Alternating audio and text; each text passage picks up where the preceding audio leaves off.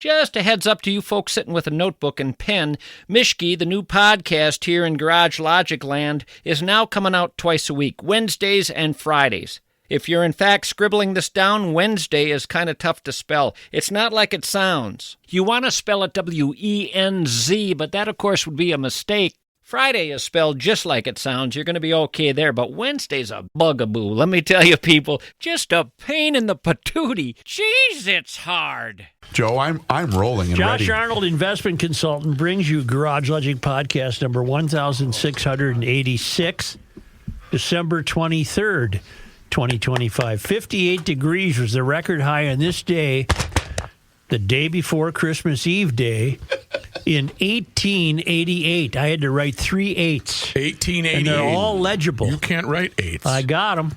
And it was 27 below on this day in 1872 and damn near 9 inches of snow on this day in 2020. Do yourself a favor. Call Josh Arnold at 952-925-5608 for a free 48-minute consultation. Hail the flashlight king. And now, from the mayor's office above the boathouse on the east shore of Spoon Lake, it's Garage Logic with Chris Reavers manning Technology Corner, Kenny Olson from the Krabby Coffee Shop, John Heidt in the newsroom, and, of course, the rookie. Here is your flashlight Birthday king, boy, fireworks commissioner, and the keeper of common sense, your mayor, Joe Souchere. What does a Christmas tree say about your knack rating? It just occurs to me that making certain admissions about the tree might dramatically affect your knack score. In other words, I would imagine that GLers are real tree people. Is that a safe assumption? Yeah, I got for a real most, one. I would say so. They want the experience of going to the lot. Yes. Yeah. May I ask a question before I answer? I'm not. Sure. What is the process in the Royce household with a guy laid up with a replaced knee Yeah. and trying to put up the real Christmas tree? I don't. I don't. I bet I know. I don't know that they're. I don't know. I might ask. I you. bet. I'm immobile. Yeah. I bet the DA has one of those about a foot long, shaped like a football, ceramic Yep. Christmas trees with the little LEDs that you drop into it. I think you're right. Oh, Ken. that's when you go to grandparent status, when you're like, Yeah, it just sits we're on. done. We're Yeah, done. it sits on the dining room table yes. there. You don't even have to move it during the off season. Right. You can just cover it with whatever motif. It turns into the spring tree. But the biggest argument is the straightening, and that's where your knack value comes in, when you have to straighten the tree. I've told you, the first 7 years of marriage, you tie the tree. Well, I did, because I had a tree go over. Yeah, you have to tie it to the first 7 years because you got nothing figured out yet. Right. I would agree with you. Then you reach a point where the fake trees don't look that bad. Right. And they're Right. just sitting in the garage. You know what? Because you just put them in the closet and see you next year, Yep. and they, there's no. Thanks for the memories. No needles fall off. No, you I don't miss- have to water. You're I just miss- full of hate. Who are you kidding? Yeah. I miss the process of acquiring it, and I miss the smell. You The just smell. got done telling us how much you loathed it. Well, nothing You makes missed me. the loathing. Yeah, nothing makes me happier than hate, Right. and I hated every.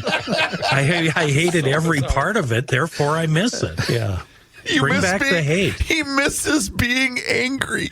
Bring back the hate for Christmas, Well, please. it got to the point where sometimes I just sit in the car and point to one. Yeah, that one Let's looks get okay. that one.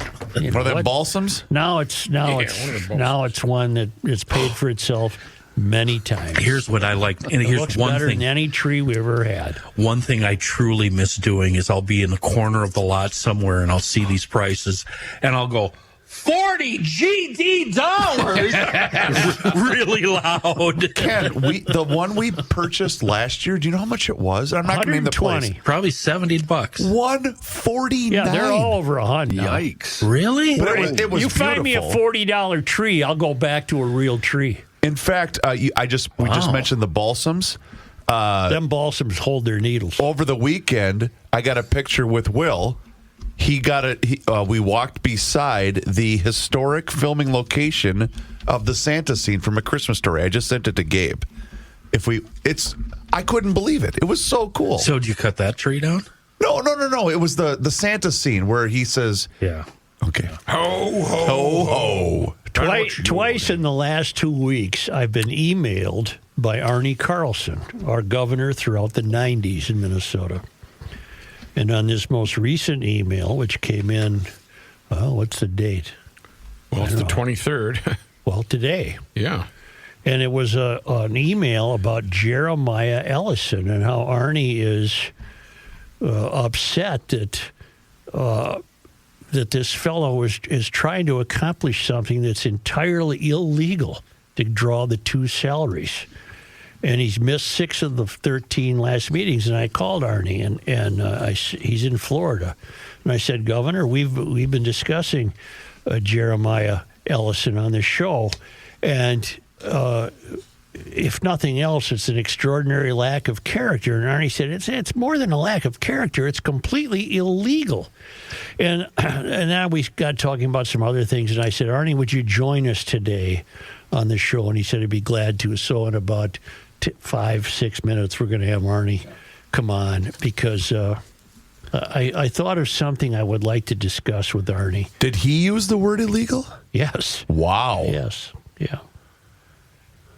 So That's powerful. what I would like to broker with Arne, I mean, I thought back, he was the governor from 91 to 99. There's only 4 living governors, 4 ex-living governors. That shocked me when you told me that today. Mark Dayton, Jesse Ventura, Tim Pawlenty, who am I forgetting? And Arne. There's 4 living ex-governors. Wow. And it occurred to me, you know, as we approach Christmas, to take it down a notch and wonder, as recently as when Arne was governor, I would even say more recently than that, up until Walz was governor. How's that? Okay. Up until Walz was governor, it did not seem to me that we were preoccupied with state government. We led our lives, and we went to work, and the kids went to school, and you went to a tree lot and fought about a tree. Yes. Okay. Whether it should get a fresh cut or not. Now, for most people, I guess that might still be the case, but for what we do, we seem to have been swallowed up in this consumption of state government and how foul it is and how crooked it is and how incompetent it is. We never used to think about that. We were not preoccupied. We trusted the government was doing its thing and things were working and did the Vikings win? Yeah, you would disagree with a thing here or there, but for the most part, yeah, we're all right. And Arne, when you look at his credentials, he made a hell of a governor from this sense. He preceded his governorship. He was the state auditor for years. Before that, one of the rare and infrequent Republican city council members in Minneapolis. Now, Arne might be considered an extremely liberal Republican, but he's not insane. Right. Today's liberals are insane. He can still look at something and say, this does work. It doesn't just have to be party lines. Anyway, he's in Florida because he's no dummy. And he's probably wearing his moth-eaten gopher sweater. No, if you remember, Arne Jr. has possession of that. Yeah.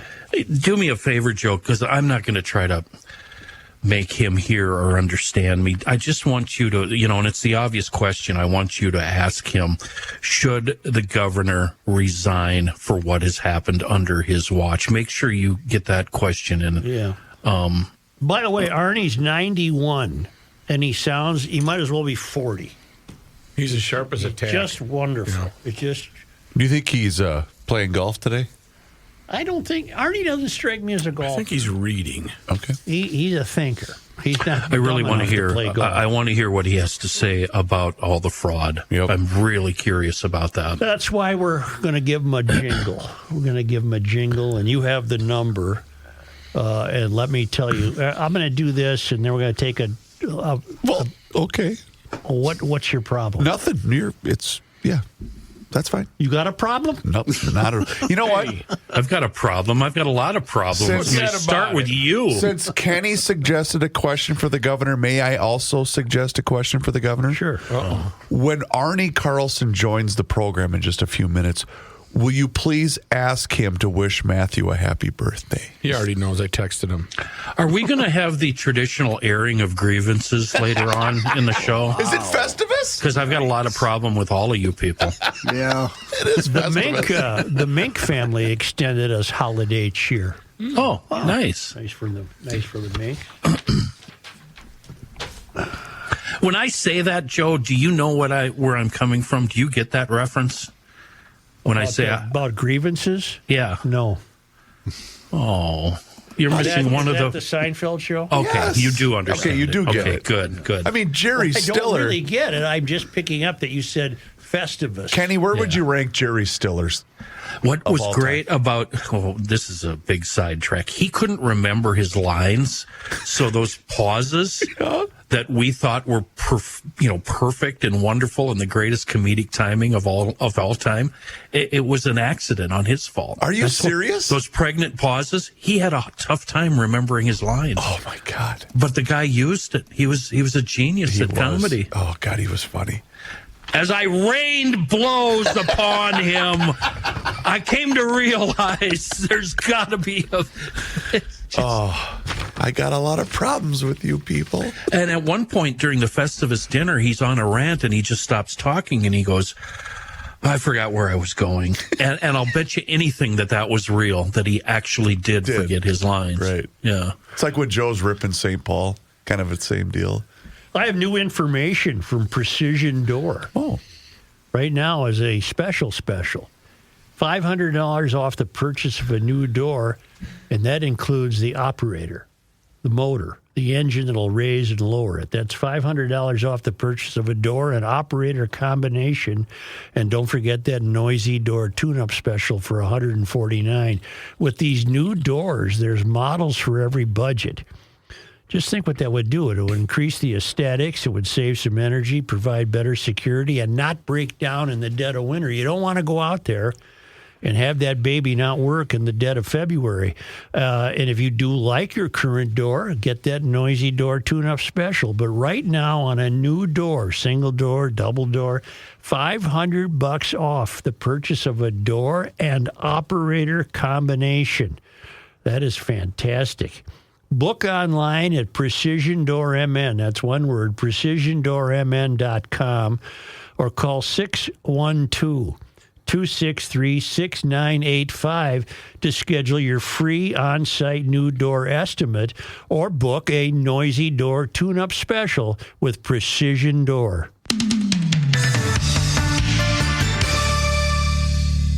Reavers here once again for my guy, Mr. Money Talk, Josh Arnold. Does thinking about retirement make you uncomfortable? Well, sometimes the anxiety from wondering if you've saved enough can be overwhelming. But what if I told you that you could ease those tensions in just 48 minutes? Well, Mr. Money Talk is going to be able to sit down with you and get you on the right track for your financial future. Josh has navigated it all when it comes to uncertain market and economic conditions, and he'll always provide straight talk, never sugar-coated advice on how to reach the finish line with your retirement goals. Don't let your financial worries give you an ulcer or keep you from calling Josh right now. His 48-minute, no-obligation consultation could be just what you need to feel better about your future. Call Josh today at 952-925-5608 and set up your free 48-minute, no-obligation consultation. That's 952-925-5608. Investment services offered by Josh Arnold Investment Consultant, LLC, a security investment advisor. Past performance is no guarantee of future results. All investments involve risk. All comments and opinions are Josh Arnold's and do not constitute investment advice. Chris Reavers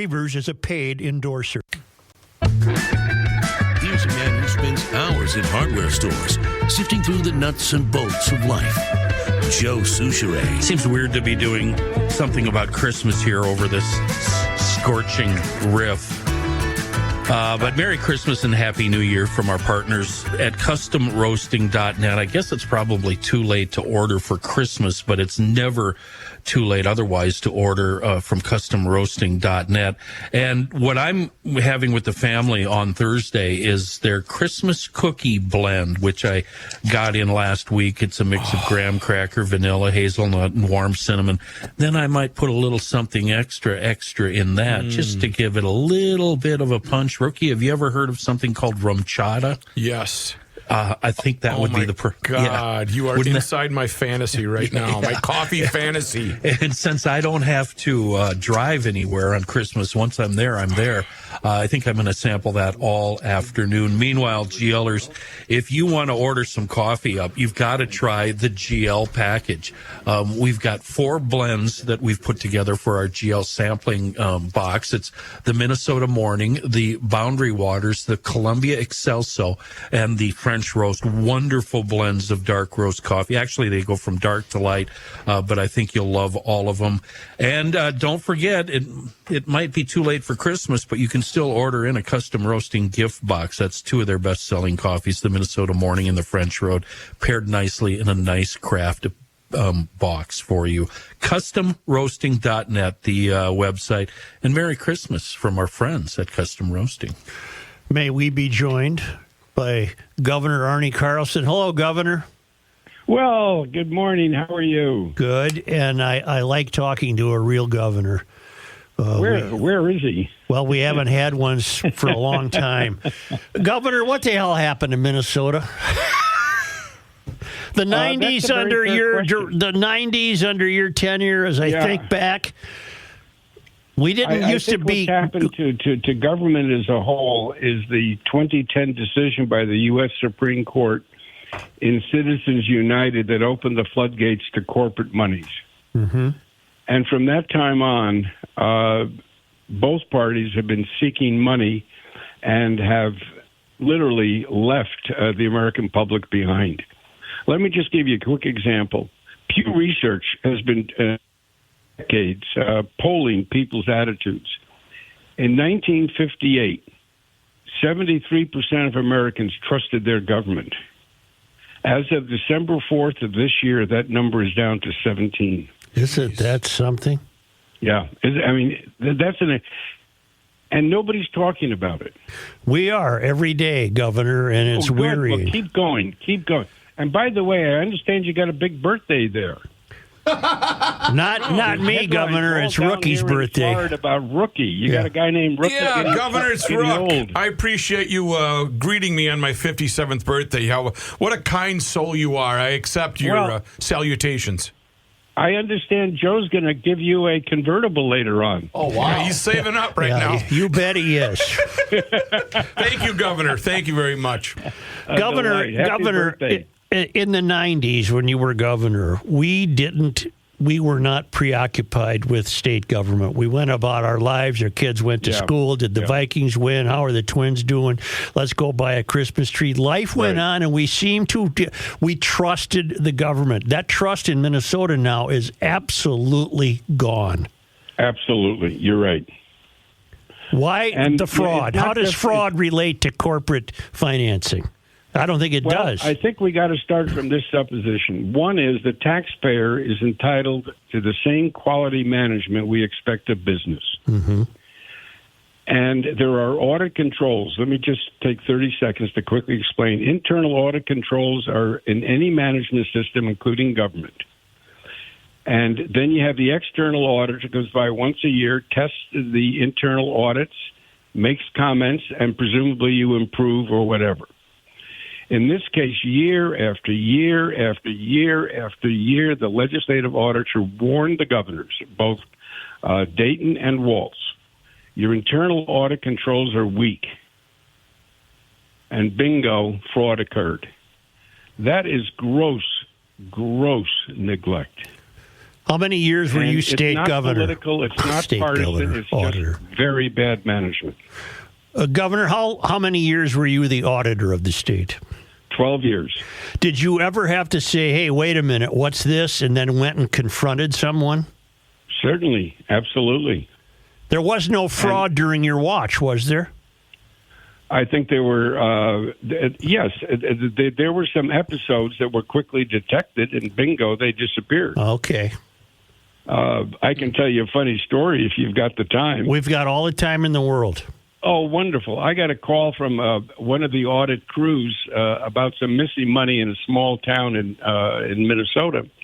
And I told the crew, I said, just hold off for a minute, because I really got to love these finance officers of local government. I thought they were wonderful.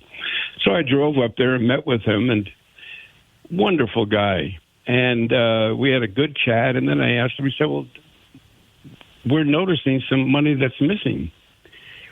And he said, oh, that.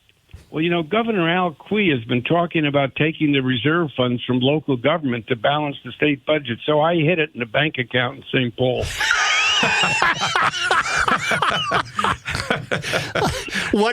How did you handle that then? I just laughed, and I never forgot. He was wonderful. He was protecting his citizens. He did exactly the right thing. Oh, my God. We don't have that today, Arnie. We don't have that. What do you think of Walz? We have war between the parties, war between legislators. Everybody seems to be at war. They should all be working together for the betterment of the public. Democrats should have their ideas. Republicans should have their ideas, and then they can come together and work and put out something from a team. What is your opinion of Walz? I think he has to step down. I think it's now over. He should resign. I'm not suggesting resignation, but I think it would be well for him to publicly announce that he will not be seeking office again. I think that'd be better for the Democratic Party. It would be better for the citizens. Because in reality, it is over. It is. And it should be recognized early. And then we as the public should be talking about what we want from a governor. It's not just a bunch of political ideas. It's also, do you have any management capacity? You've got 50,000 employees. Mm-hmm. You've got massive multi-billion-dollar budgets with money's moving in and out. And some background in management will be very, very helpful. And you also have to have the ability to select people that are better than you, more experienced than you, and frankly smarter than you to run our agencies. Mm-hmm. You want competency. All we're seeing now is incompetency, and it's just spilling out all over. In your estimation, has the state auditor continued to do their job? No. I'm very disappointed because this whole thing with Ellison in Minneapolis could be snipped in the bud. You're talking about Jeremiah Ellison.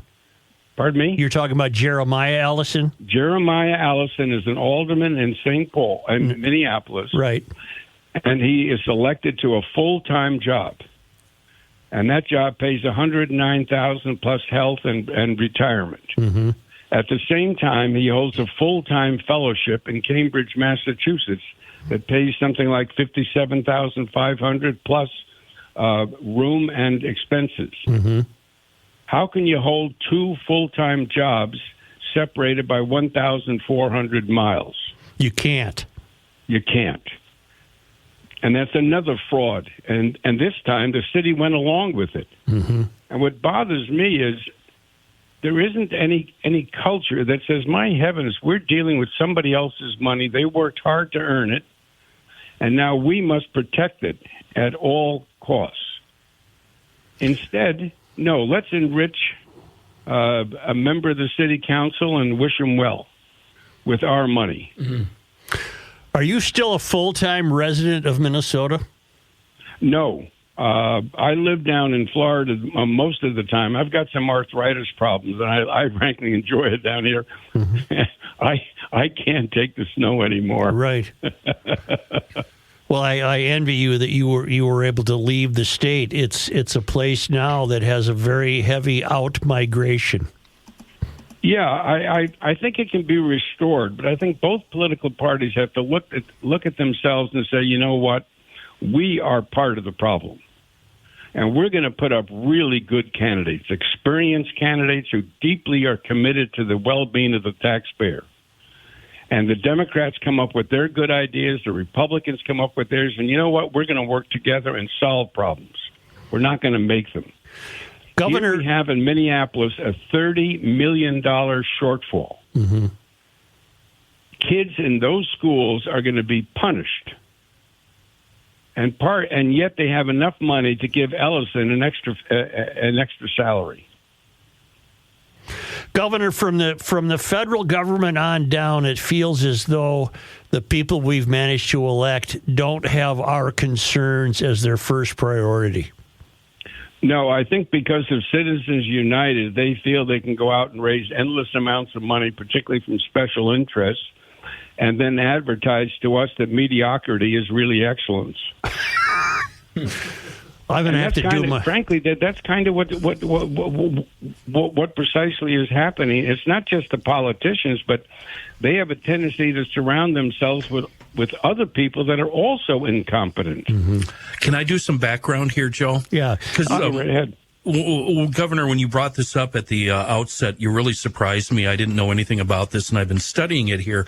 And I really think you're on the key. You have a key point here. But I just want to read to Joe and the guys and the listeners here what this is. The Citizen United decision happened in January 2010. The Supreme Court ruled that corporations and unions have the same First Amendment free speech rights as individuals, allowing them to spend unlimited amounts on independent electioneering, and that obviously has affected the outcome of these elections. My question for you, Governor, is how do we go back? None of these politicians are going to be in favor of going back to the way it used to be, are they? No, you're right. I think we have to do is revisit initiative and referendum. The right of the public, like in California, to initiate a policy, have it voted on by the people, and then have it instituted. I would start with term limits. 8 years in the legislature, 8 years in executive office, and you're gone. That's it. Once you start to rotate, that diminishes the need for big money. Secondly, I would abolish fundraising by legislators, obviously during session, but also by caucuses. Right now, the caucuses raise millions of dollars. In 2020, for those legislative elections, they raised some $26.5 million, about $130,000 per incumbent. Who in the world can run against them? Right. So not only now do they have money, they also draw the district line so they're safe politically, and then they make the rules. Yeah. And then they have these partisan staffs of 317 partisan staffers who are hired by the caucus and work for the caucus. But we, the taxpayer, pay the bill. So they become massive political parties, and all they do is engage in war at our expense. Governor, you were a Republican city councilman in Minneapolis in the mid-'60s. That's an infrequent development. Yeah. What has happened to the Minneapolis city government? I think the same thing that's been happening everywhere else. One is money. Two is protect incumbency is at all costs. And the moment you protect incumbency, you then have a schism with the voter. And they no longer serve the voters. They basically are in the business of serving themselves. Is that at the bottom of protecting incumbency? They just love the position and don't want to give it up? That's correct. That's absolutely correct.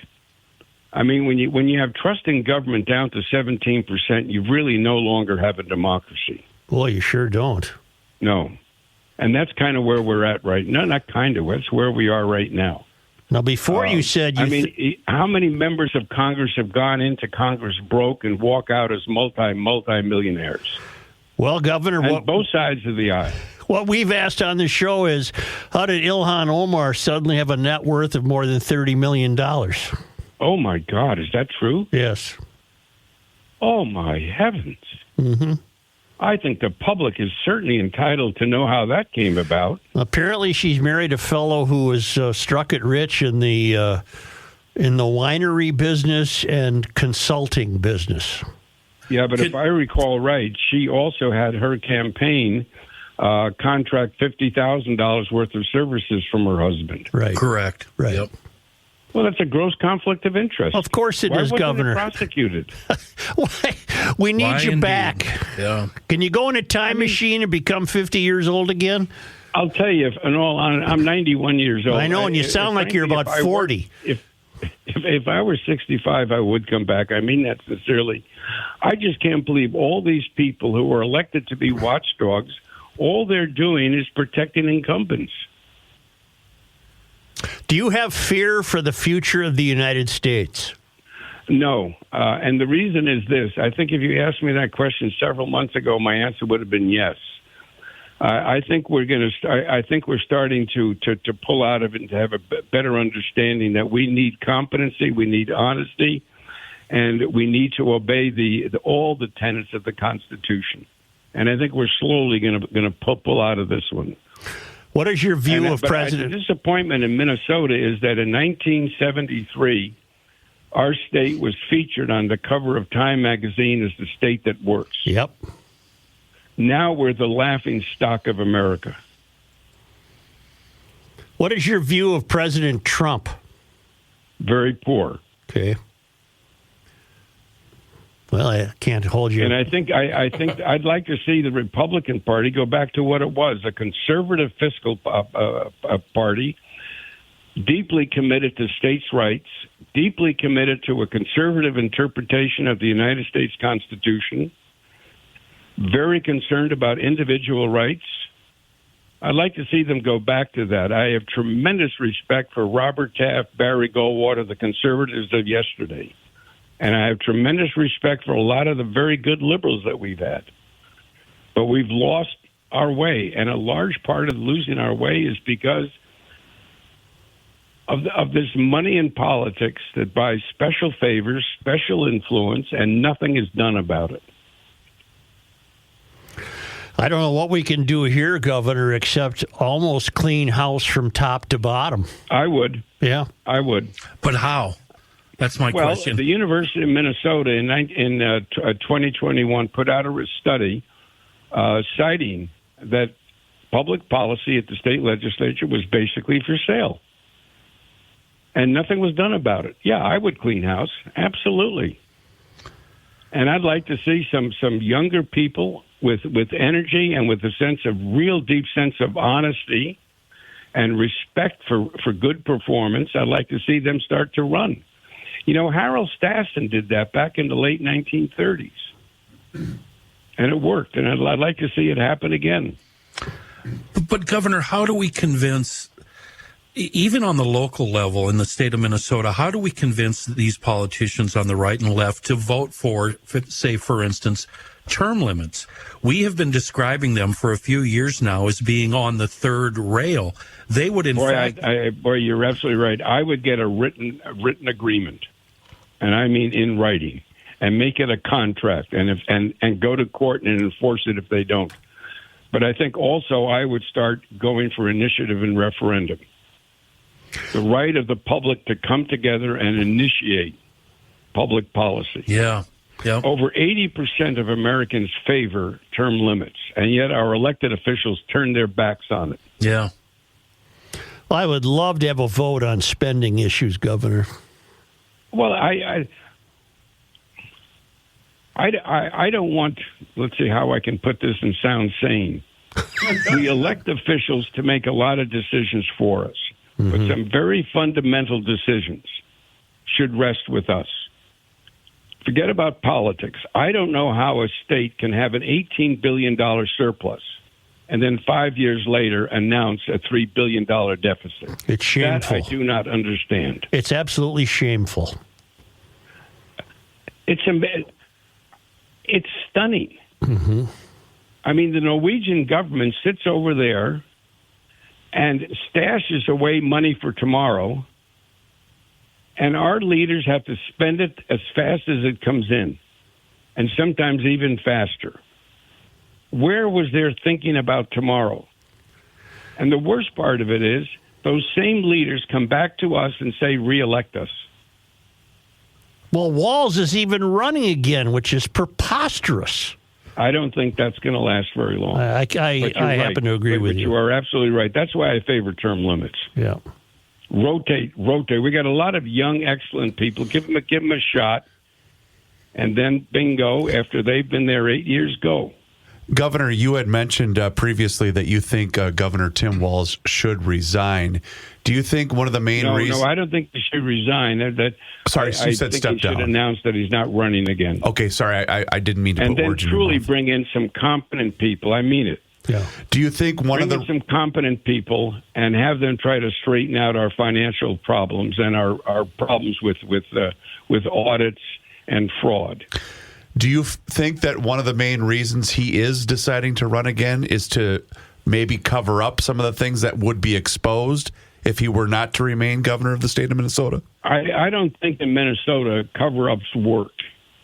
I think we still have a fairly intrusive media, and we still have sufficient competition. But what we have here is an attitude that we're accepting mediocrity as excellence, and that bothers me. We don't accept if this were a baseball team or a football team or a basketball team, my heavens, that player would be benched. Mm-hmm. And here we are sitting, no, I'm going to go back in because I'm so great. Well, Governor, you're a breath of fresh air, but you were as governor, even though I gave you a lot of grief about that moth-eaten Gopher football sweater you wore. I'll tell you, I loved my days with the Gophers. I really did. Yeah. It was a wonderful time, and I was so pleased. I thought the people of Minnesota were just absolutely marvelous, and I liked the political system. Whether I disagreed with it or agreed with it, it made no difference. There was a lot of cooperation and a lot of good memories. Are you going to the bowl game? I'd like to see us go back to that. You going to the bowl game, Governor? No, I'm not. Oh. But I'm going to be glued here to it. Governor, it's Rookie. I just have two quick things. Yeah. Are you sure you're not on a secret government mission to try to find Bob Mattson down there, your predecessor as state auditor? Oh, my gosh. I haven't heard that name for decades. I don't know whatever happened to him. I have no idea. Neither is his family. He started the Micklebobs, and that's about it. And Micklebobs is down in Naples and Fort Myers, but he hasn't been heard from. Yeah, but I haven't heard that name for years, yeah. Also, looking at your record, back in 1982, do you remember who your DFL opponent was for state auditor? Was that Wellstone? It was Paul Wellstone. I never knew that he ran for auditor in 82. Yeah. You beat him soundly, but it was a good race. I can tell you an interesting story if you got the time. We have the time. Well, Paul at that time was taking on the power industry. Remember those big electric lines that were going all over, and there were stories that they were harming cows, etc. Yes. And he got himself into a position of going to court and presenting himself as an expert witness. Well, Wellstone was certainly very well educated and very bright, and he had a case down in South Dakota. And the day before the debate, I got a brown envelope, and in it was the testimony of the trial, and then underlined was Wellstone's comments. And he had presented himself as an expert, and the attorney said, "You are an expert?" "Oh, yes, sir." And then he went to the board and put a formula on the board, a rate formula, and asked him to explain it. And obviously he couldn't. And so that's when Paul came out and said, well, you got to understand, I don't read charts, graphs, or numbers very well. Okay. And that was the end of the audit race. Governor, but I'll tell you, let me end with this story. I did get to know him as the United States Senator, and he was wonderful to work with. I mean that most sincerely. Mm-hmm. He was very, very helpful, and I had good relations with all of our people in Washington. Martin Sabo, they were all excellent. They had no problem at all. Dave Durenberger, no, they were all. I'll tell you who I really liked was Rod Grams. Mm-hmm. He worked very hard. We didn't agree on everything, but he was very helpful. But the point of the story is there was teamwork. You can differ on things, but my gosh, you got to work together for the betterment of the whole, and all of them did. Governor, Senator Wellstone would come on every year at the state fair, and Joe and Paul did not agree on anything, but they shook hands, smiled at each other, and said, "Thanks for coming on. We'll see you next year." He was a great guy. Isn't that wonderful? Yes, that's how it's supposed to be. The way it should be. That was the same with Mark Dayton. Yeah. Mark and I didn't agree on a lot, but he was an affable sort. Yeah. And you. Well, we always had fun. I mean, if you can't have fun, why do it? Governor, something else occurs to me before I let you go, and I either had forgotten this or didn't even know it, and I read it in the Wall Street Journal today. We got rid of the state treasurer position in about 2003. Is that contributed to what's happening today? Well, I think the more constitutional offices you have and the more you divide the financial pie, the better the people are represented. So I would say yes. I think it's very harmful. Yeah. I like the idea of it being elected. I think there's been a move in Minnesota. This goes way back to the 1950s, and that was to consolidate agencies, empower more agencies, and weaken constitutional offices. And that weakens the ability of the public to hold anybody accountable. Let me give you an example on the fraud thing. Mm-hmm. We can all say, yes, the governor's wrong because he never read the audits, never paid attention to the warnings, etc. But where in the world were all the finance commissioners? Mm-hmm. Didn't they read the audit either? Apparently not, sir. And it wasn't one audit. It was audit after audit after audit after audit. They all ignored it. That's not possible. If that happened in a corporation, I can tell you this from experience. Those bodies would be right out the window instantly. Do you think Walz is stuffing his own pocket with stolen money? No. Okay. No, I don't think it has anything to do with that. I just don't think it's a particularly well-managed administration. No. Well, now that we got your number, you'll regret that because we'll be touching base with you. I think it's delightful. I probably got myself in a lot of trouble, but it's fun. I don't think so. Have a great Christmas, sir. You bet. Same to you. Thank you. Thank you. Governor Arne Carlson, who was a real governor. We haven't had a real governor since who preceded Walz. Pawlenty, Ventura, Dayton, and Carlson are the surviving former governors. I can't believe you remembered my birthday. It's so nice. Well, what did you do? Get on the line and tell them? Pretty much. Yeah. Wait, it's your birthday today? Why didn't you let us know? Have you run into him ever at the airport? Not Governor Carlson. Okay. Just about everybody else. He's no dummy. He's staying in Florida. I haven't seen Tina Smith for a while. Let me just tell you that. Say, if you ever need an attorney, will you consider GL's go-to firm, Bradshaw and Bryant Personal Injury Attorneys? Insurance companies and adjusters can be tough to deal with. You need somebody on your side. Mike Bryant from Bradshaw and Bryant and his team are there to explain your rights, represent you, help you through a tough time. Your consultation is free. Mike is recognized as one of the best personal injury lawyers in the state of Minnesota. They hope, and I hope, you're never in an accident. But if you are, call Bradshaw and Bryant at 800-770-7008 or go to minnesotapersonalinjury.com for a free case evaluation. And please don't be part of the problem. Don't text and drive or drive distracted. That's just common sense from Bradshaw and Bryant.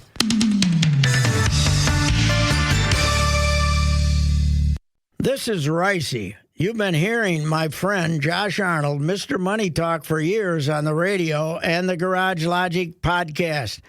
With summer coming on, I strongly recommend you sit down with Josh for your no-cost, no-obligation, 48-minute consultation on your investments, including your IRA and 401k. You can benefit from Josh's years of experience navigating different market and economic conditions, and he'll always give you straight talk, not sugar-coated advice.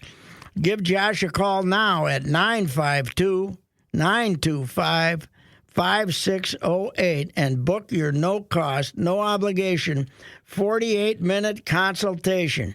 952-925-5608. You'll be glad that you did meet with Josh, and tell him that Ricey sent you. What in the world? I don't know what just happened. Here's a guy. Here's a guy that likes Arne Carlson as governor. Here's Joe Souchere.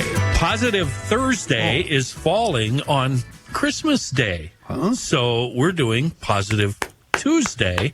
And it's brought to us by Schoonover Body Works and Auto Care right there in Shoreview, 1060 County Road E. Mike Schoonover live on the line with us. Get rid of that banner, Chris, and look at the whole crowd because we're all gonna give Scooney some grief here. Hi, Mike. Hey, Kenny. Hey, boys. Hi. Is it true, first of all, I've heard a rumor that you're making the staff work on Christmas Day. Is there any truth to that rumor, Mike? Absolutely. I have no past, present, or future knowledge of that. Okay. All right. So it's not a bah humbug at Schoonover Body Works. What do you got for us today? Well, first of all, is it a special day today? It is. Really? What is that? Rook, is there something going on in your world? Imagine that. I knew you wouldn't let me down, Mike. Thank you for the birthday greetings. We don't really do birthdays here on Garage Logic, but apparently it's been done 7 times so far today. So thank you. Shut up. Thank you, sir.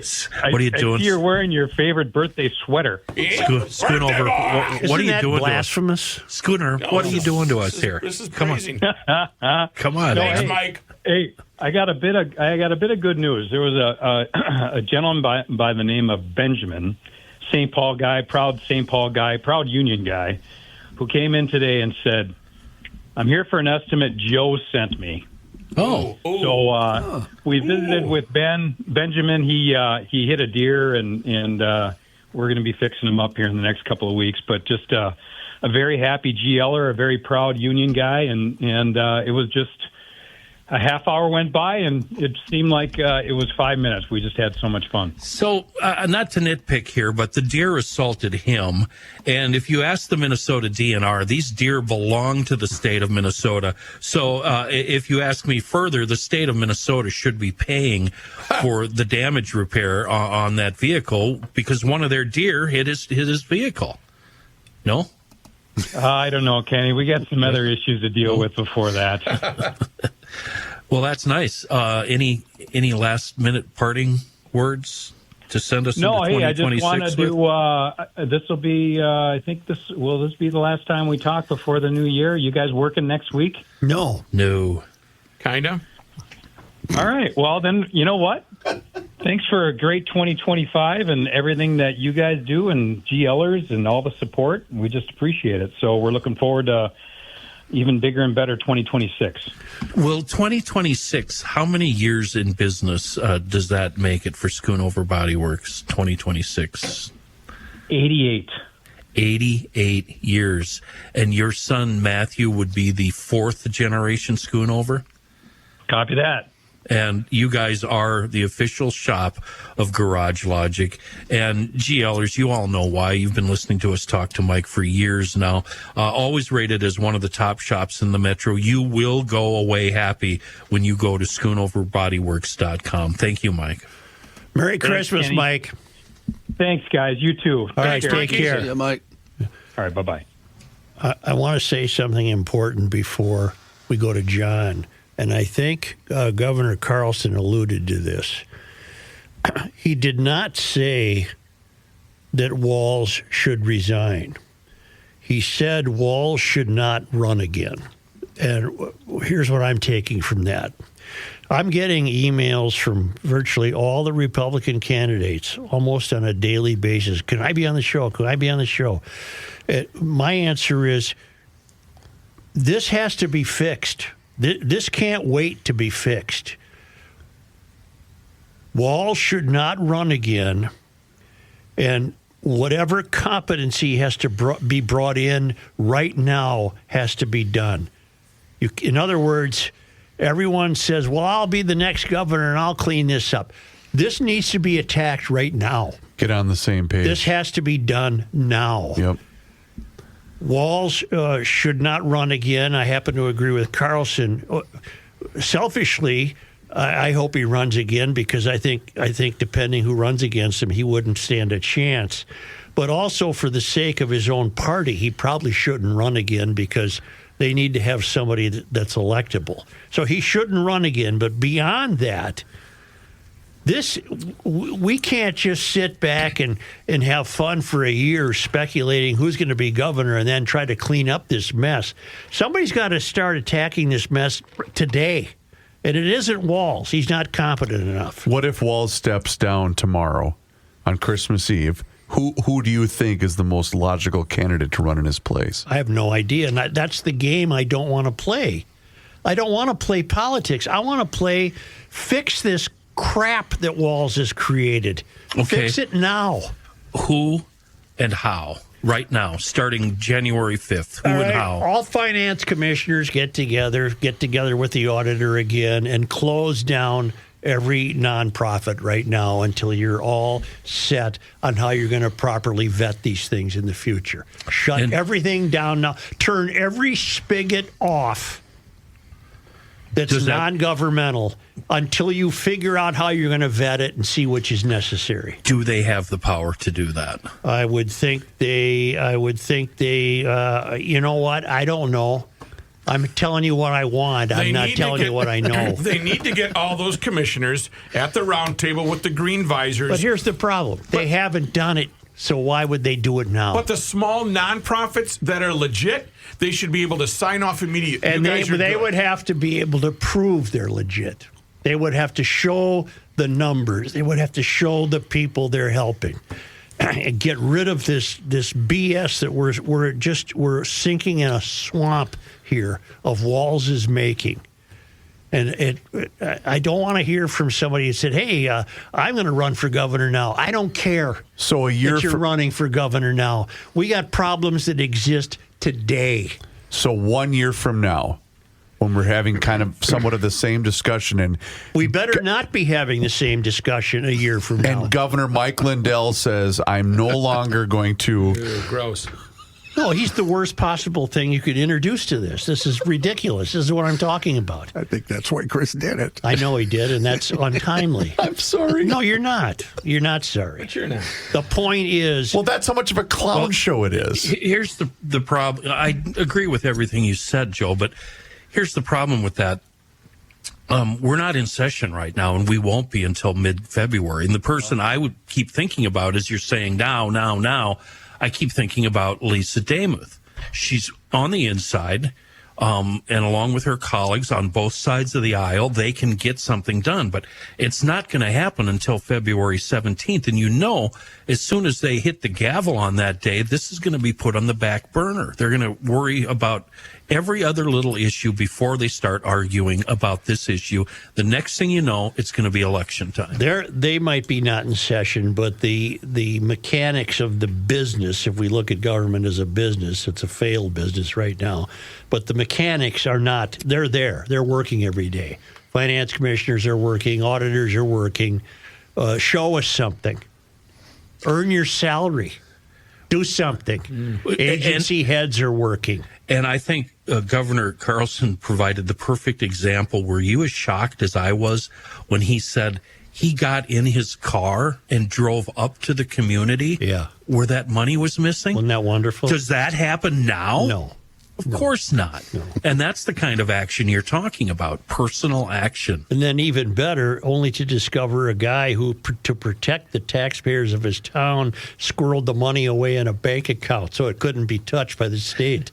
That's America. It's old like Elmer up there. Elmer it's like hiding money in the toolbox of your tractor in the back of the shed. That's George Janos hiding money under the carpet. Yes. Here is John Heidt in his newsroom. Thanks, John. Back to that conversation, I'm sorry for a minute. I agree with pretty much everything Governor Carlson said, but none of it's going to happen. Yeah, that's what's so disappointing. He's absolutely right, but it just won't work. They're worried about incumbency. The other part is, I'll bet you Chris and Joe get a million emails talking about what a rhino Arne Carlson is. I'll bet you $1 million. Of course. So what? That happens. Of course. Well, we all better than what we got now. But that's why nothing's ever going to get accomplished. That's my point. Mm-hmm. And, I don't want to be the naysayer. I'm usually an optimistic guy, but... No, you're not. Really? You're an optimistic skeptic. I came up with some good sayings this week. What was the one? Plausible speculation. I got to tell you, though, we might have a new state fair T-shirt idea from Governor Carlson. Well, you know what? I'm not going to be at the fair, so go bleep yourself. Mediocrity is our excellence. Yeah. Here's John Heidt. Thank you, Joe. It's Our not, news. Nothing makes me happier than hate. Oh, dang it. I forgot That's about pretty that good one. one, Write too. that one down, too. And then underneath, you have to put a couple lines in Kenny Olson so that everybody knows where it came from. Yeah. This news is brought to you by North American Banking Company. Federal prosecutors have asked a judge to order the ringleader of the Feeding Our Future scandal to pay millions of dollars in restitution. 45-year-old Amy Bach should pay $5.2 million for her involvement in the scheme, according to prosecutors. Most of the money prosecutors are seeking is in a $3.5 million Bank of America account seized by the government during the investigation.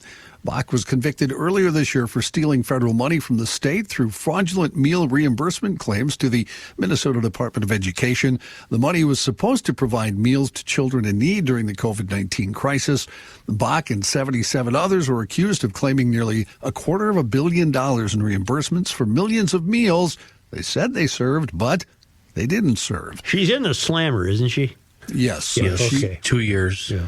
She and her co-defendant remain in custody. Bach and co-defendant Salim Saeed, co-owner of the now-closed Safari restaurant in Minneapolis, which was one of the main locations for fraudulent claims, were convicted in March. Bach and Saeed, who was 36 at the time of his conviction, have not yet been sentenced and remain in custody. The remainder of the $5.2 million restitution request against Bach seeks payments for various deposits and payments made to entities tied to the scheme, as well as bribes and kickbacks. At trial this year, prosecutors said Bach had pocketed about $2 million. Woo. Rook, it's a shame that this all happened because I had reservations to take you up for your birthday at Safari Restaurant tonight. She closed. They ought to meet. They ought to meet. They ought to cash. John, there's no chance that she has one thin penny left of that $2 million. Well, she can't make restitution. Well, sell her house and sell her BMW and her lake place. Oh, it's probably already gone. The state takes those assets, don't they? Yeah. It sounds like they have the, $3.5 million total, and that's probably... Well, then take it. Why are we worried about it? Just go get it and put it back in the general fund so Walz can give it away somewhere else. I was going to say, then it can go somewhere else. Yeah, I think, like the governor said, it's spent already, Joe. Minnesota sheriffs are calling for Minnesota Corrections Commissioner Paul Schnell to step down over what they called arbitrary and capricious demands that they say have cost taxpayers millions of dollars and harmed counties' ability to operate their jails. The Minnesota Department of Corrections is in charge of licensing jails and other local correctional facilities. At their annual winter meeting, the membership of the Sheriff's Association approved a resolution that criticized Schnell's oversight for county jails, accusing him and the DOC's inspection and enforcement unit of taking actions without consulting the sheriffs first. Some of those alleged actions include reducing the authorized capacity of several jails, thereby forcing sheriff's offices to board inmates elsewhere, reclassifying the Otter Tail County Jail from a full-service detention center to a 72-hour facility, and supporting legislation and administrative rules like a law requiring jails to supply inmates with prescribed medications that the MSA says would negatively impact jail operations. The letter also accuses the DOC of taking adverse licensing action against multiple jails on the grounds of alleged rule violations, when in fact no rules had been violated, and the alleged violation is in fact the personal and arbitrary interpretation of rules imposed in violations of Minnesota statutes. MSA President and Steele County Sheriff Lon Thiel said the jails in Otter Tail, Ramsey, and Beltrami counties have all faced similar capacity restrictions. A U.S. House committee is expanding its investigation into the fraud here in Minnesota in the social service programs. They've made new requests for testimony and briefings from state and federal officials. Representative James Comer, the Republican chair of the U.S. House Oversight Committee, announced that the committee would be looking into widespread fraud in Minnesota. And on December 22nd, yesterday, he sent letters to 7 current and former state officials, including people who led the Minnesota Department of Human Services and Department of Education, and other and current and former staff in those departments. He asked them to provide testimony through in-person transcribed interviews, adding in the letter that if you do not voluntarily appear for the interview, you will be forced to evaluate the use of the compulsory process. I wish Carlson would have said that, yes, I do believe Walz is stuffing his own pockets. But he did not, and it's not likely that... That would have got us on CNN. That Walz is.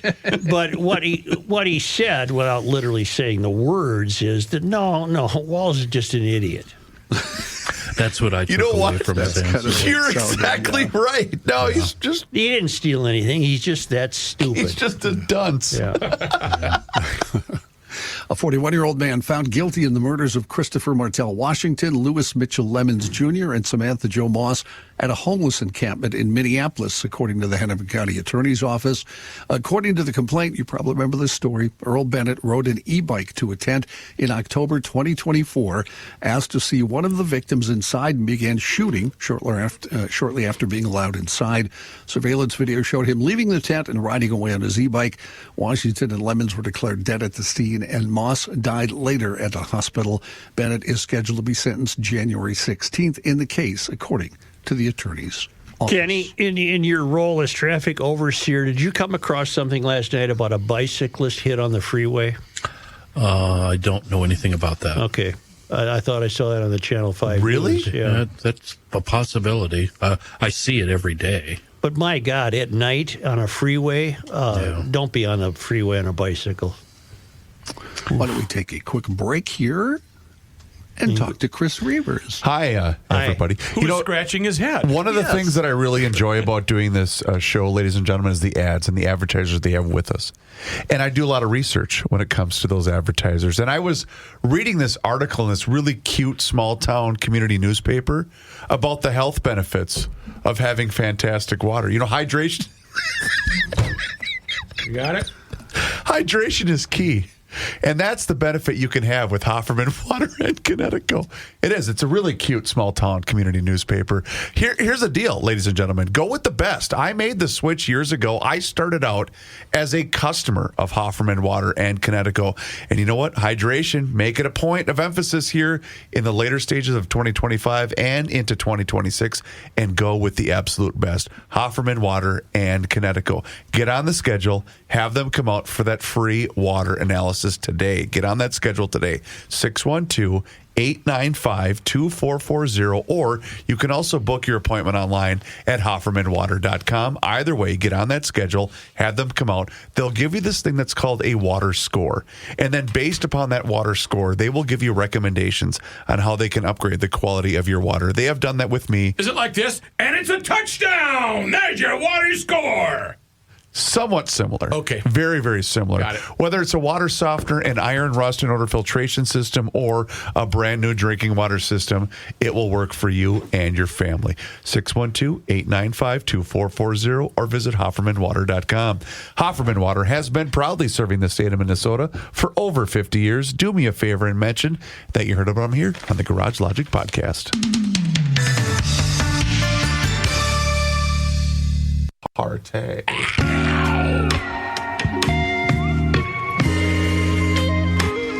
Look at him.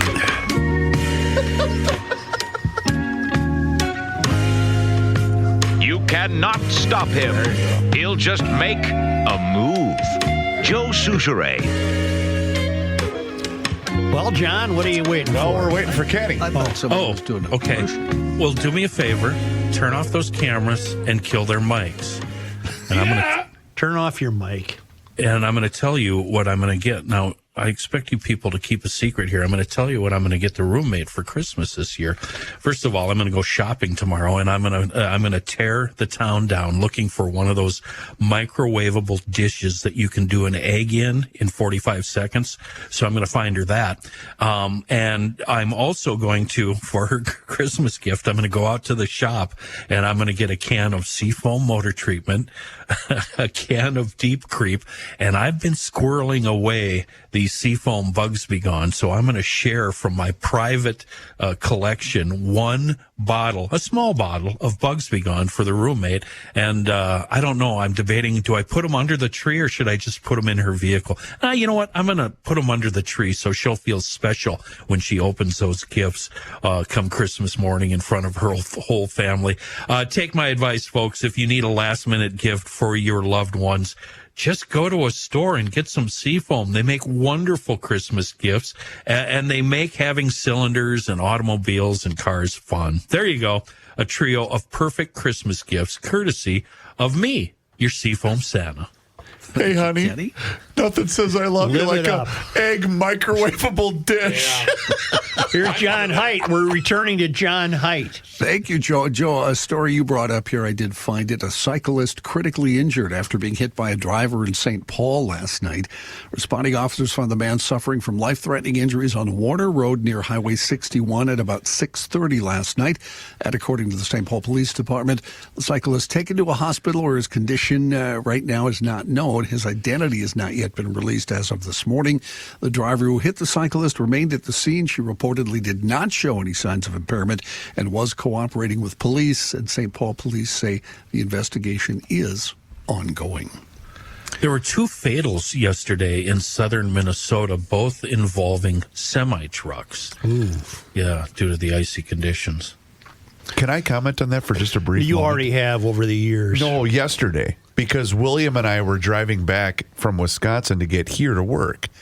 I could not believe how many they had to close 94 just before you got to Hudson because there were so many jackknife semis. Are those inexperienced drivers or just bad weather? That was going to be my question because there were several semis that were fine. But is that just due to inexperience? I don't know. Speed. How are they going so fast? They're steering wheel holders, Chris. Sandals? Yeah. Got it. In national and international headlines, a new set of Jeffrey Epstein-related documents uploaded to the Justice Department's website overnight, comprising about 11,000 files. The Washington Post reported that an earlier tranche of records was briefly posted on Monday again before being removed without explanation. Among the new tidbits from the documents, a subpoena was served to Mar-a-Lago in 2021, prosecutors seeking employment records from the club during the Ghislaine Maxwell investigation. Internal notes on the flight log show that President Trump took at least 8 flights on Epstein's jet in the 1990s. Also, the FBI collected leads about Trump attending parties with Epstein, though the files don't indicate any follow-up or corroboration. The president, asked about the previous disclosures at Mar-a-Lago on Monday, dismissed the focus on Epstein as a distraction and reiterated that, in his words, everybody was friendly with Epstein in Palm Beach. Mr. Clinton, yesterday we brought up your swimming suit in that photo in the pool. I didn't have one on at that point. You see that chick in the white bikini? Were you just there for the photos, sir? Yeah, she wasn't there as a towel girl, that's for sure. We got a little cozy. In the background there was a person blacked out? We couldn't tell who. Well, that was. that's the victim. She didn't black out till later. Jesus. Okay. Oh, yikes. Whoops.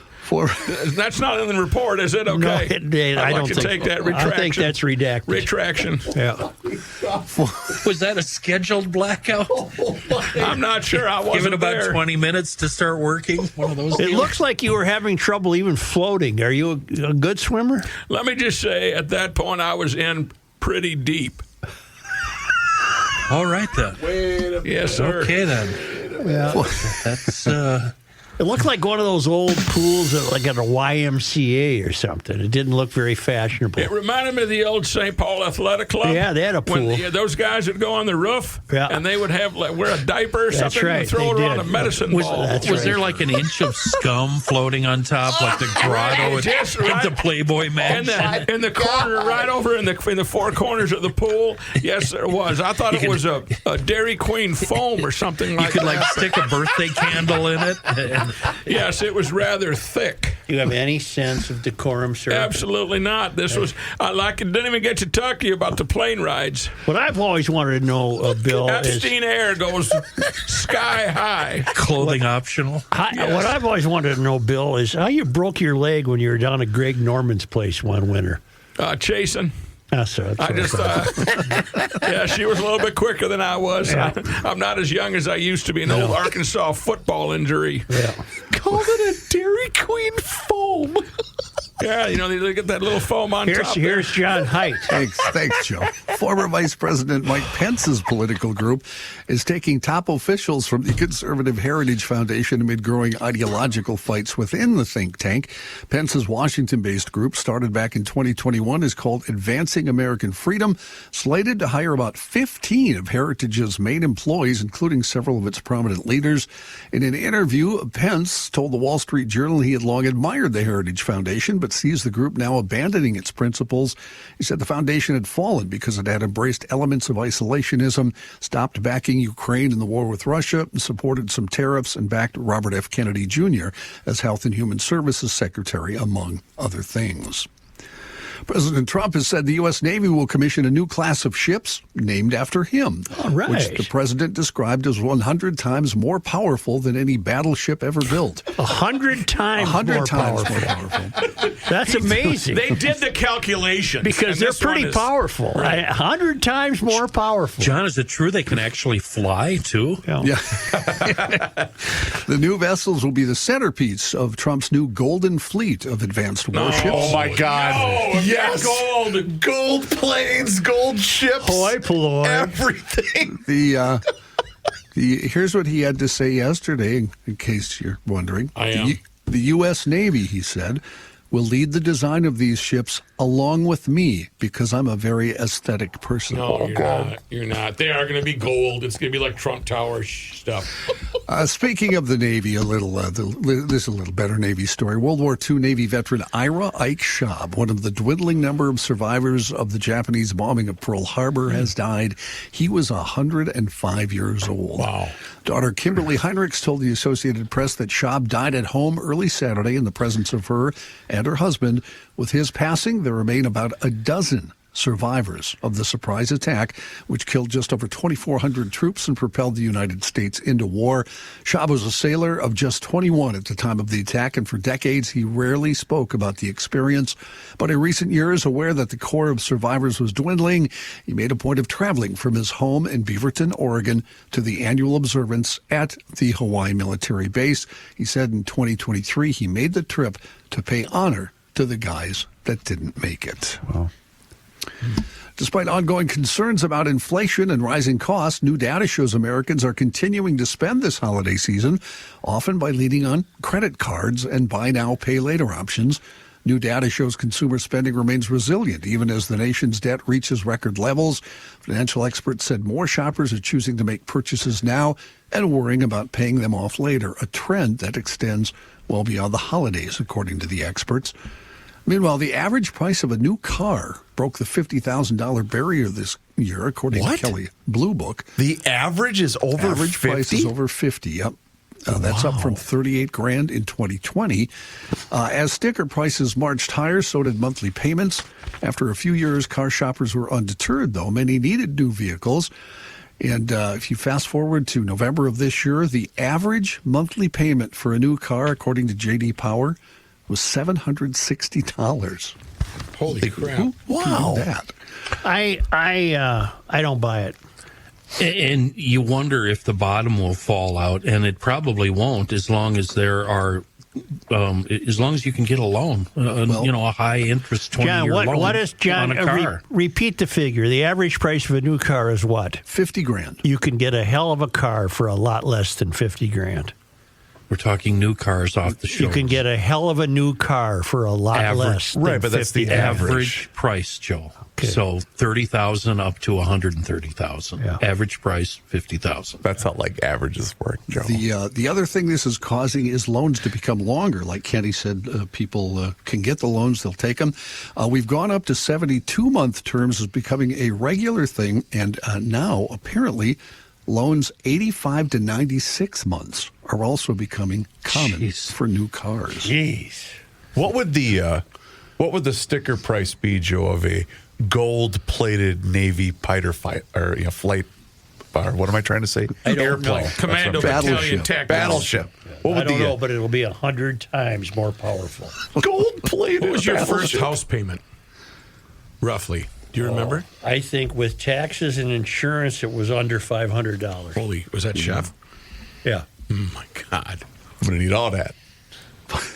Wow. Former GOP Senator Ben Sasse revealed that he has been diagnosed with stage 4 pancreatic cancer and does not have long to live. In a lengthy statement on X, the 53-year-old said, "Last week, I've been diagnosed with I have the worst time with this word. Metastasized. Thank you. Stage 4 pancreatic cancer, and I'm going to die. Death is a wicked thief, and the bastard pursues us all," said the former senator from Nebraska. Sasse was elected to the Senate in 2014, was reelected to a second term in 2020. Weeks later, he was one of just 7 Republican senators who voted to convict Donald Trump of incitement of insurrection in his second impeachment trial after the January 6th Capitol riot.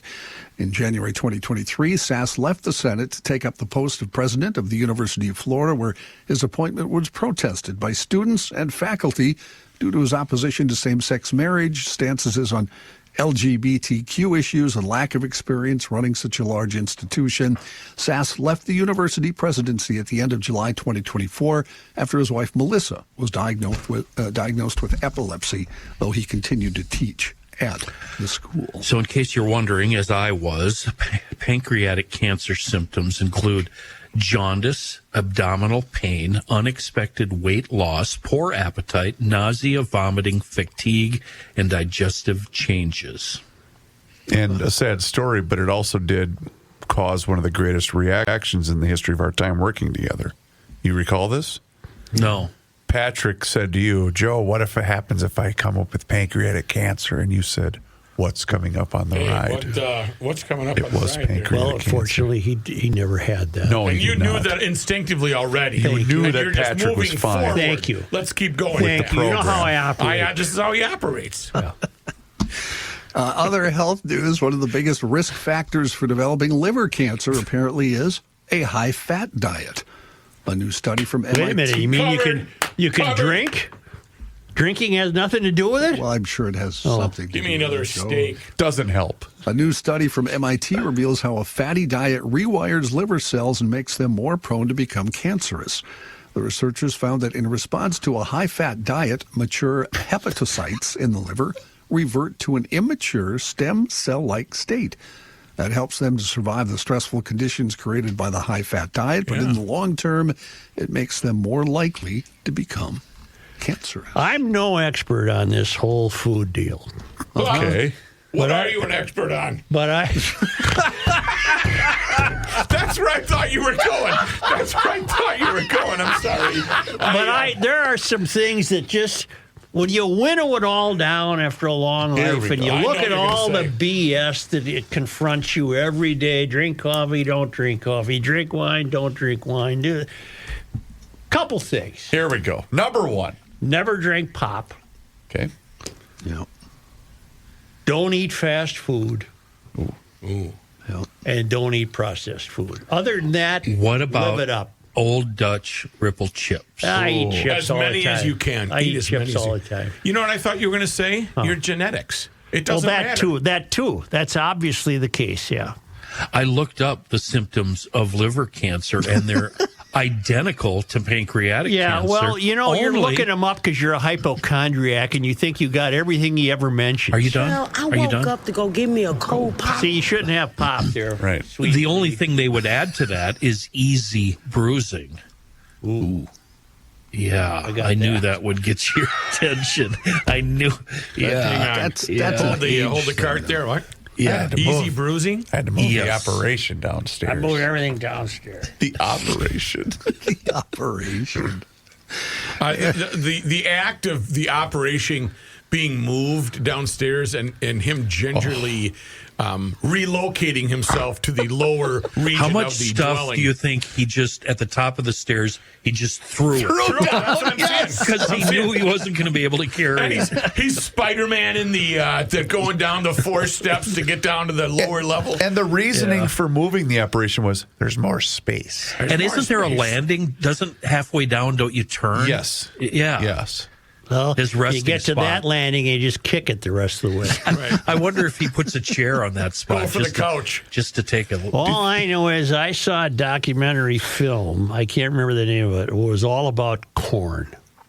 The corn Big documentary. weekend, huh? Yeah. And you don't want to drink a lot of this corn byproduct. Corn syrup. Corn syrup. Corn syrup. You don't want that. No, you But don't. it's That's okay not to eat good. corn because your body doesn't Corn process is it. great. Cows can't digest corn, for God's sakes. We can't either. So humans just get rid of it right away. But then why do it come out whole kernel?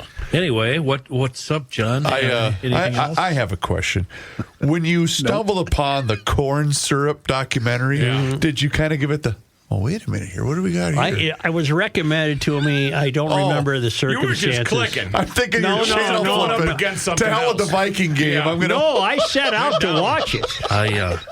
Joe, I think I've seen it myself. Mm-hmm. They talk about how Coca-Cola from Mexico is so much better because they use real sugar. Oh, completely agree. Yeah. I never really saw it. I guess they don't drink enough to know a difference. Real sugar's not good for you either, though. But better than corn syrup. Better than corn syrup, okay. Yes. On a level of good or bad. Do you really want to drink a lot of stuff that also that makes gasoline? I don't know that the two are even combined. Gotcha. Yeah. Is John done? I think so. It's up to you. Yeah, you know why he is? Because You're done until January 5th. I have to talk about North American Banking Company investing in your success, ladies and gentlemen, since 1998. And you get that feeling anytime that you walk into any one of their 6 Twin Cities locations. It's 50th in France, it's Roseville, it's Woodbury, Hastings, Shoreview, and also Maple Grove. It's banking done differently, locally owned and operated. Here's why that's important. That means loan decisions are made right here in the Twin Cities. They are not sent out of state. So all of you business owners, this means that you can solve problems quickly and also expand your business with confidence. And you see, they deal with numbers every single day, but you, your family, and your business are never going to be one of them. And it doesn't matter whether you're looking to purchase a home, maybe finance a new home renovation project, or get that new overpriced car that you've always been dreaming about. Their experts will make it easy. And they also offer the same online, updated, and mobile banking options as all of those other big national banks. So see it for yourself. nabankco.com to learn more. Once again, it's banking done differently. North American Banking Company, member FDIC, is an equal housing lender.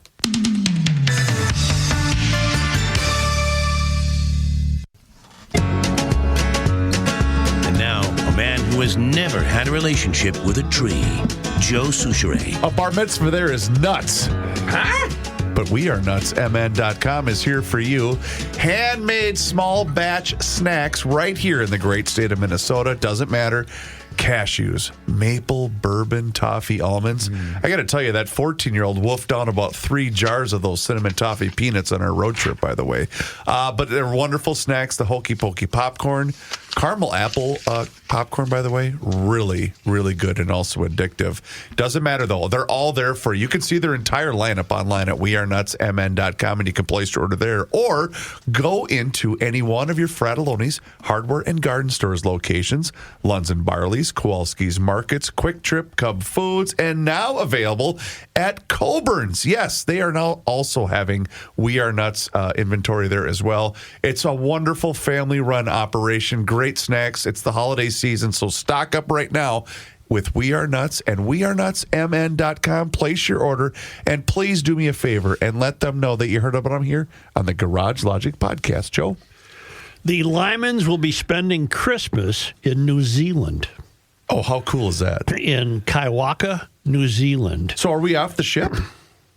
They've been off the ship for about a week. Oh, I thought we were still at sea. Well, if you ever listened, you'd know that they put in to port and they've got a house. Sorry. Well, he's under duress because he needs to review the date each time you give a new item. So He's focusing on what days it is. And Tom and I emailed today, and I thanked him for being such a fun part of the show. Because I think we're traveling the world with the Lymans. I feel it. We haven't left the studio, but we're Don't you think so, though? I mean, you have to go, you got to do a little Thurber. You got to be a little, you have to have an imagination. It was on this day. Joe, today is Rookie's birthday, December 23rd. Thank you. Well, on this day in 1832, Hans Mattsson was born in Sweden. An advocate for Swedish immigration to Minnesota, he established the Vasa colony in Goodhue County in 1853.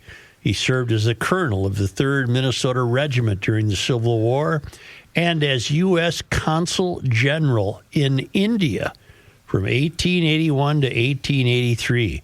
In 1877, he founded the Swedish newspaper Minnesota Statstidning, Minnesota State Times.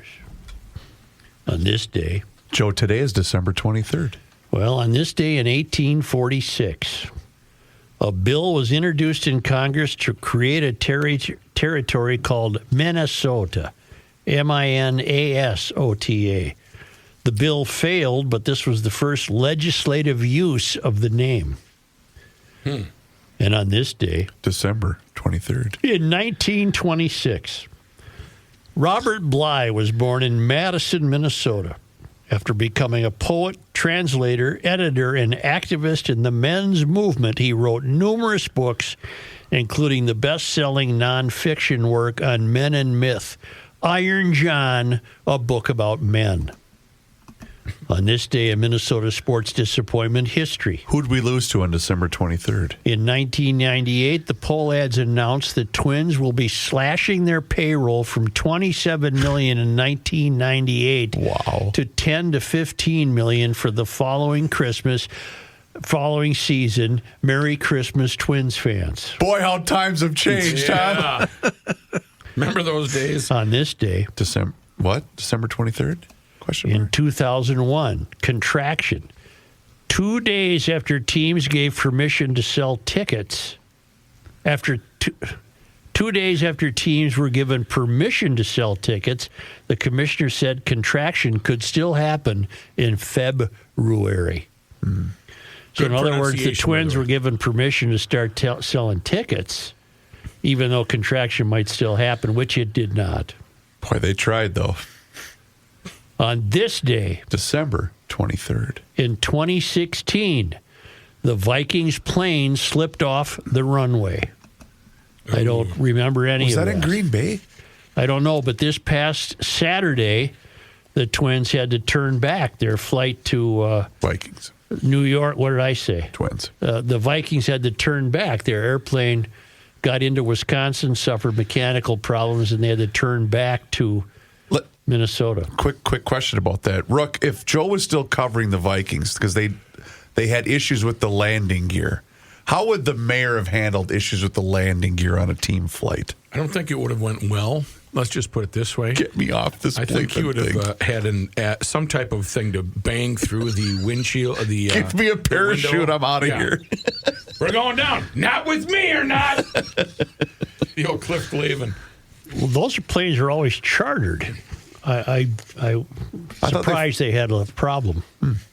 They were all chartered aircraft. Got it. Well, you still have guys that have to load the bags. And have you ever flown on one of those charters? I bet you have. Many times. It's like it's an airborne animal house is what it is. Well, not really. Well, yes, it is. Well, no. During Kenny's run, it sure was. Yes, it is. Which team did you ever fly with? The Vikings. Mike was during his stint at K-Fan. It was, the Vikings of the early 90s. Kenny, I got to tell you, the day that Mike Morris filled in for Patrick and you and Mike going back and forth about that flight was one of my favorite sports talk segments ever. He was my favorite fill-in host ever. You could throw, Joe, in your absence, I like to throw fastballs, high and inside at the host, just to see how they react. He was the only one that would play ball with me. Yeah. The rest of them would be reduced to tears. Yeah. But this guy was fantastic at the microphone. Mike Morris? Yeah. Wasn't he the Mr. Strongman or something? Or who am I thinking of? What did they call him when he was on the fan? Superstar. Yeah. Do you know who was not really schooled at that? That was a fill-in. I could give you a list. Dave Thompson. If you mentioned something about something untoward into his ear, he would completely shut down and just not be able to. He would just the blank stare back would be. It's a lot like Joe. It's a lot like when when you have a substitute teacher for the day. Yeah, you try to see what you can get away with. You didn't have to do your that homework. Every time. Every time. Right. Mike used to call me John Hines. Yes. I never corrected him. Yeah. Why? You know what? Close enough.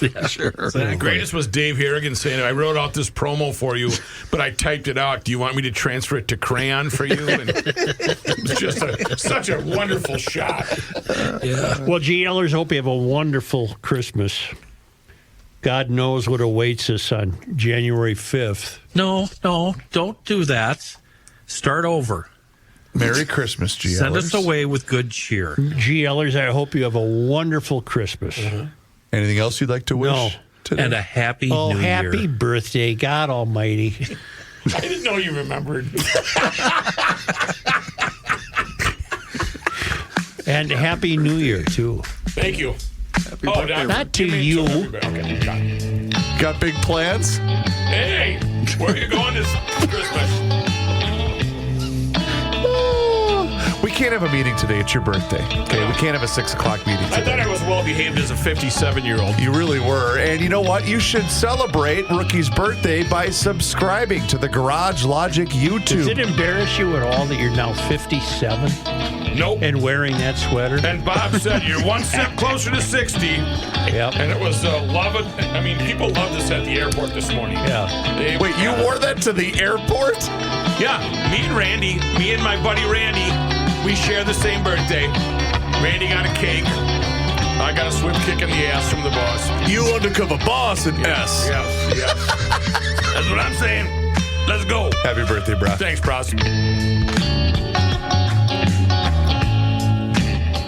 Time once again to check in with our guy, Mr. Money Talk. Josh Arnold is with us once again right here in Garage Logic. And now is the time for you to do the same. So do not delay. Do exactly what I did and pick up that phone and dial 952-925-5608. That number once again is 952-925-5608. When you call that number, you're going to get Josh. And he is there for you for that free, yes, I use the word free, 48-minute financial consultation with absolutely zero obligation. And he will always give you the straight talk. He will never give you the sugar-coated advice. And he is on the line with us once again right here in Garage Logic. And Josh, man, oh man, who would have thought that the third quarter GDP would have been up 4%? Wow. 4.3%, Chris. The number came out today. It definitely was delayed because of the government shutdown. But 4.3%, that's almost a full percent higher than analysts had been expecting. 4.3%. That is just a huge number. Of course, when that number came out and the personal consumption expenditure index came out a little bit higher also than had been expected. That means that costs, even though the economy was growing, costs were also up a bit in the third quarter. So that's third quarter being June to the end of September. We're now in the fourth quarter, and maybe with the government back working, at least until the end of January, we could get statistics coming back on track. But with those two, we'll say, stronger than expected economic numbers, initially the market was concerned, oh my goodness, no interest rate cuts coming up. The Fed is going to be on pause a lot longer than analysts had expected. And I'm saying, you guys just really have not been paying that much attention to what the Fed has been saying, or at least numerous Fed governors have been saying about being cautious with interest rates going forward as the economy is growing at a faster rate than they had expected, one. Two, inflation still remains sticky, even though the price of energy, a major component in, we'll say, the CPI and the personal consumption index, has come down significantly. From the beginning of the year until now, the price of oil is down $20 a barrel, which to me is a significant number. It may not necessarily be reflected at many pumps, but is still down nonetheless. Well, in terms of the direction of interest rates, I have been of the opinion that the likelihood of the Fed continuing cutting aggressively next year, I think, is going to be on hold, at least until the new Fed chief comes in, we'll say next June. And then, depending on the state of the economy and the state of, we'll say, the bond markets, you could see in the second half of 2026 interest rates starting to come down a little bit more aggressively. Another concern, of course, is employment, and employment numbers have been trending, we'll say, downward, not upward, meaning unemployment has been, we'll say, increasing a little bit, and the Fed's mandate is for both stable prices, which they control with interest rates, and full employment. So that is another concern, is where unemployment is going. Meantime, my concern has been more with what companies are doing in this type of environment. And my focus, which we've talked about numerous times, has been on companies involved in the internet, which now includes, we'll say, internet point 3 being artificial intelligence, and companies around that. And again, I do not think there is a bubble in artificial intelligence. Yes, many stocks in this area are expensive on a price to sales, price to earnings basis. Yes, there are many small companies that can look like, we'll say, .com bombs from the .com era at the turn of the century. But this is artificial intelligence is going to be with us. There are going to be numerous companies that will benefit from this, whether they be internet related, such as Apple, Amazon, Meta, Alphabet or Google, Microsoft, or suppliers such as the chip companies, whether it's NVIDIA, AMD, Seagate, or Micron. And these companies have been bid up in terms of both price and their earnings have followed. And then there are software companies that are beneficiaries, such as Palantir and others. And there are places that I would definitely not be looking to invest in this area, and that would be some of the, I'm going to say, the data center companies, but companies such as a CoreWeaver and Nebius that are very expensive, need a lot of capital, and that makes them a little bit more on the higher risk side. Second area that I focused in has been on leisure-related businesses, and many have been on a tear, such as Live Nation, TKO Group, or even companies like, we'll say, like a Netflix, which is in the midst of a little battle over with Paramount over Warner Brothers. At this point, that's a battle that's going to be interesting to watch, not one to participate in. And then, of course, we've got retail, and retail has been up as both Visa and MasterCard have reported holiday sales traffic, at least through them, has been up 4%. So that leads or could lead to a very merry Christmas. Excellent advice. We will say, Chris, have a merry Christmas. Enjoy your friends and family, especially over the next few days. And we'll talk to you again on Friday. You got it, Josh. That's why we come to you for the straight talk, and we never get the sugar-coated advice.